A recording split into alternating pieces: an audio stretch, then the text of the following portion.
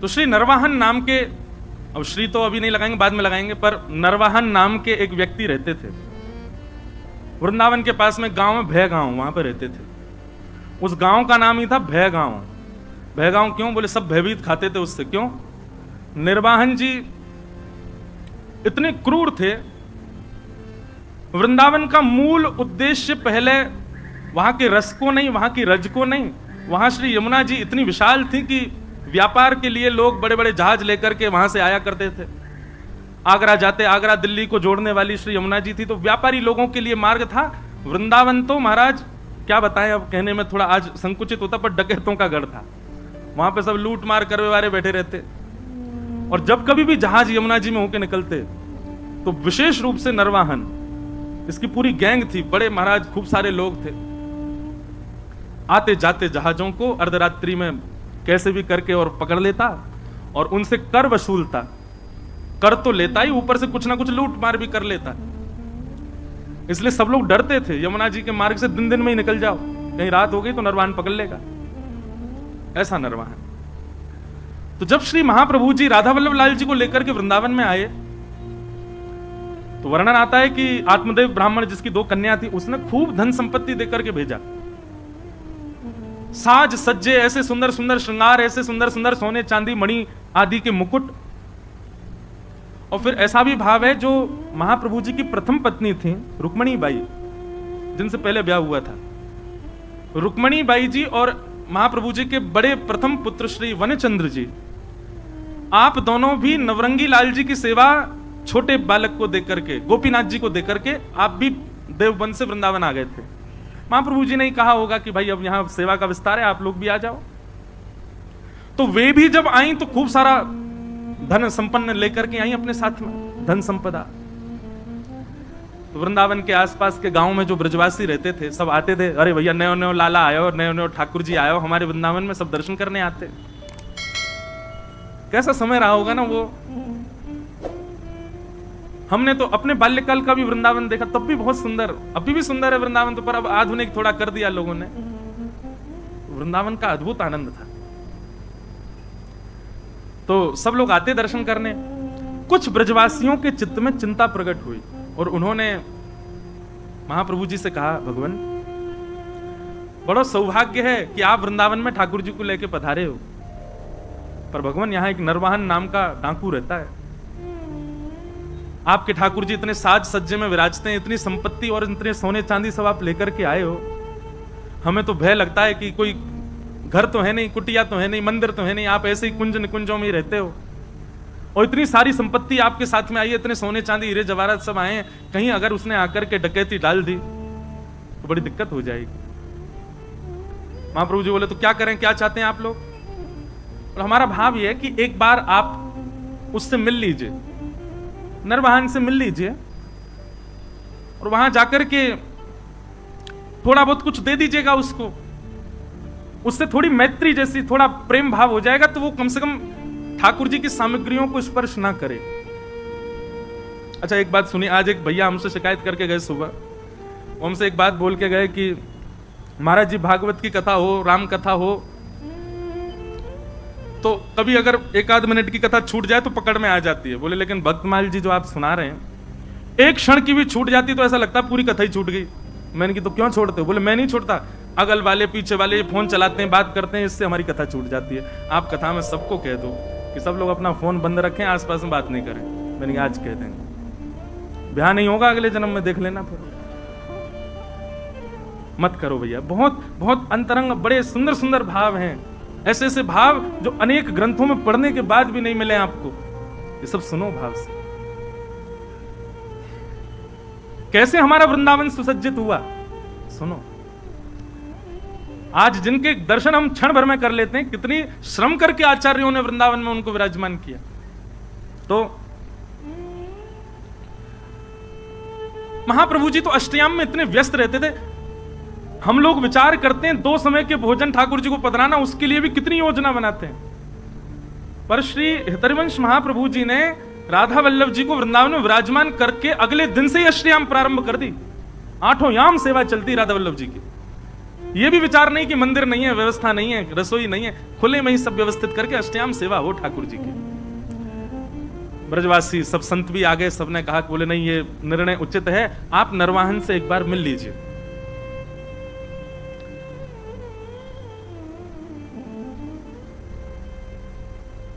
हरिवंश महाप्रभु के लिए तो नाभाजी भी छप्पे में कह ही रहे हैं ना कि वे अपने व्रत के अनन्य उत्कट व्रत धारी, एक बार जो व्रत धारण कर लेते हैं फिर चाहे ब्रह्मांड हिल जाए उसका त्याग नहीं कर सकते। महाप्रभु जी ने कह दिया इनको निहारने के बाद, इनसे मिलने के बाद किसी और से मिलना पड़ेगा, हम नहीं जाएंगे।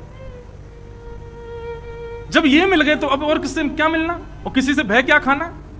ठाकुर जी हैं साथ में, राधा वल्लभ जी, इन पर भरोसा नहीं है हमें, सब मंगल करेंगे, हम नहीं मिलेंगे किसी से, हम तो सेवा से ही फुर्सत नहीं, हमको यहीं रहेंगे। खूब प्रयास किया, खूब सबने समझाया, पर महाप्रभु जी नहीं गए। नरवाहन को किसी ने जाकर के ये बात बताई, बोले ऐसे ऐसे ठाकुर जी आए हैं, और ठाकुर जी आए ये बड़ी बात नहीं है, ठाकुर जी के संग में खूब सारा सोना चांदी जवाहरात और महाराज खजाना आया है भर के। बोले अच्छा, और कहां पर? बोले वृंदावन में, वृंदावन में विराजते हैं। किसी ने यह भी कहा कि जो आचार्य उनको लेकर के आए ठाकुर जी को, उनसे किसी ने प्रस्ताव रखा कि वो आपके पास आके आपसे मिल लें, पर उन्होंने वह भी ठकरा दिया। बोले कि कौन नरवाहन, हम किसी से नहीं मिलेंगे। अब तो नरवाहन को चोट लगी, बोले अच्छा हमसे मिलने से मना कर दिया। बोले हाँ। कहां पर है? बोले ऊंची ठौर मदन टेर, थोड़े ऊंचा टीला सा था, उस पर विराजते थे ठाकुर जी। कल चलेंगे, हम भी तो देख के आए कैसे ठाकुर जी, कैसे आचार्य। और नरवाहन अपने कुछ सेवकों के साथ में तलवार लेकर के और ऊंची ठौर की ओर बढ़ा। आहा, सुबह सुबह का समय है, मंगला आरती के पश्चात श्री राधा वल्लभ लाल जी का श्रृंगार करके हे हरिवंश महाप्रभु आचार्य चरण आसन पर विराजमान सन्मुख बैठ करके श्री ठाकुर जी को पद सुना रहे थे,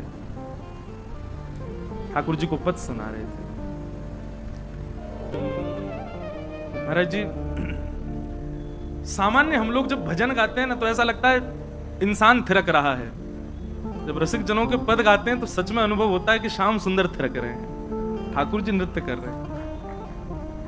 एक मन में भाव आ रहा था कि मैंने अगले वर्ष के लिए कह तो दिया कि हम चैतन्य महाप्रभु और श्रीमद् वल्लभाचार्य जी महाराज और श्री रामानुजाचार्य जी महाराज के विषय में कहेंगे। मन में भाव आया, चैतन्य महाप्रभु के भी पद हैं, वल्लभाचार्य जी के भी पद हैं, हमारी रामानु संप्रदाय तो अति प्राचीन और दक्षिण की, वहां तो स्तोत्र हैं, वहां तो संस्कृत के भाव हैं। तो फिर मन में भाव आया आज से ही होमवर्क शुरू, हम पद लिखेंगे अपने आचार्य के, और आप कृपा करिए अपने आचार्य के भाव अगले वर्ष कहने के लिए आप सब संतों कृपा, भक्तमाल जी कृपा करेंगे। भक्तमाल जी से हमको यही प्रसाद चाहिए कि अगले उत्सव में अपने आचार्य के भाव कहने के लिए पदों का निर्माण हम लिखेंगे, जो भाव आएगा। अद्भुत है महाराज जी, श्री रामानुजाचार्य जी का चरित्र। हितरवंश महाप्रभु गा रहे हैं और श्री राधा वल्लभ लाल जी सामने विराजमान हैं। अद्भुत छटा है ठाकुर जी की। इतने में ही तलवार से उसने कुंज जो आपस में जुड़ी हुई हैं, इस प्रकार से जैसे अंदर झांक करके देखा, पत्तों की आवाज आई। देख ही रहा था, महाप्रभु जी गा रहे थे। नरवाहन ने जैसे ही तलवार से लता गुल्मों को दूर किया और भीतर झांकने लगा, तो पत्तों की आवाज से महाप्रभु जी ने गाते गाते बस इस प्रकार से पीछे देखा। जैसे कई बार आपने अनुभव किया, कोई पीछे आ जाए, आप पूरे नहीं मुड़ के केवल इतने ही मुड़ते हो, इतने ही मुड़े और आंखों को घुमाते हो देखने के लिए कौन है पीछे। महाप्रभु जी केवल इतने घूमे और आंखों से बस पीछे निहारा। नरवाहन दिखा नहीं उनको, लेकिन नरवाहन को इतना रूप दिखा केवल महाप्रभु जी का।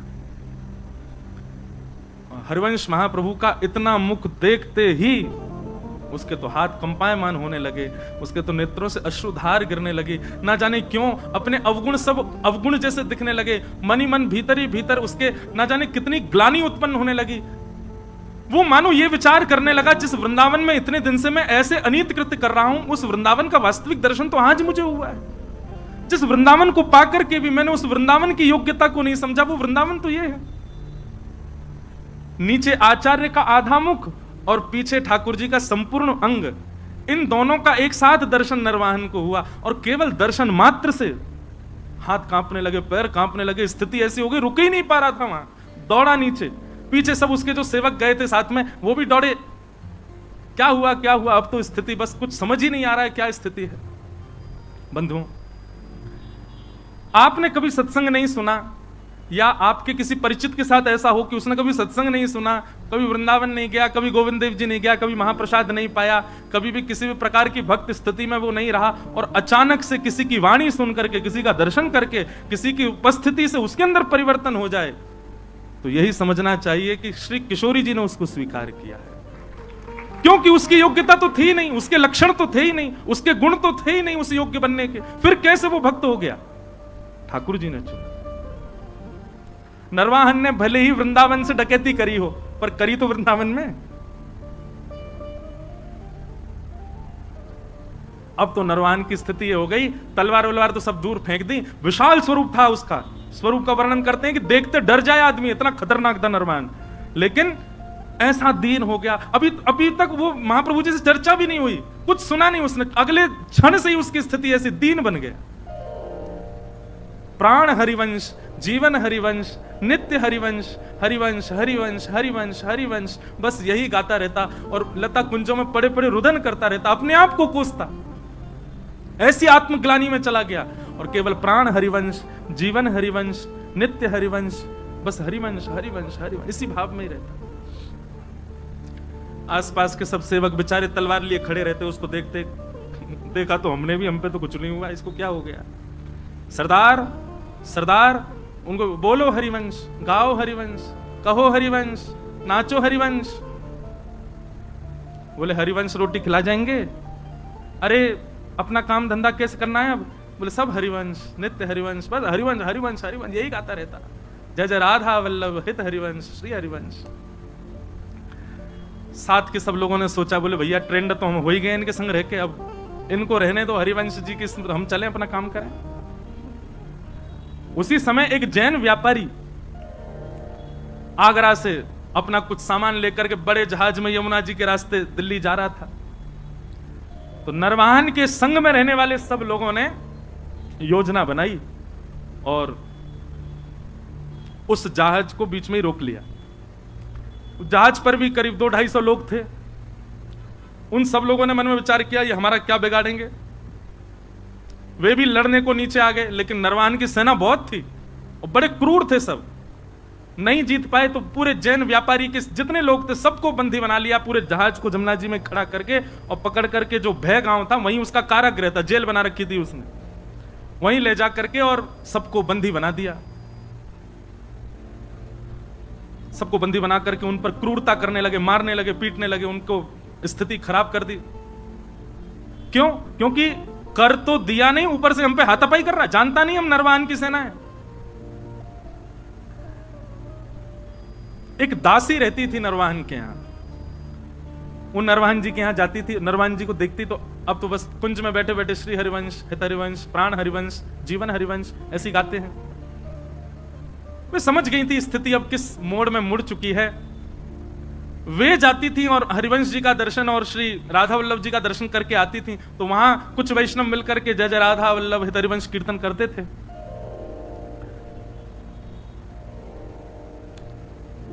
भय गांव में जिस कारागृह में सबको बंदी बनाया हुआ था, दासी वहां गई और वहां जाकर के देखा वो जैन व्यापारी बेचारा रो रहा था, मेरे छोटे छोटे बच्चे हैं, मेरा परिवार है, मैं तुमको कर दे दिया, सब ले लो, मेरा जहाज भी अपने पास रख लो, मुझे मुक्त कर दो। लेकिन वे लोग तो इतने क्रूर, तूने हम पे हमला किया क्यों? इसी बात से उसको मार रहे थे। रात्रि का समय हुआ, सब सो गए, तो वो दासी उस जैन व्यापारी के पास गई और उससे बोली, सुनो अर्धरात्रि का समय है, मैं जैसे ही चली जाऊं यहां से, उसके बाद जोर जोर से जय जय राधा वल्लभ हित हरिवंश, जय जय राधा वल्लभ श्री हरिवंश, जय जय राधा वल्लभ श्री, इसका उद्घोष करना और सब मिलकर के एक साथ करना।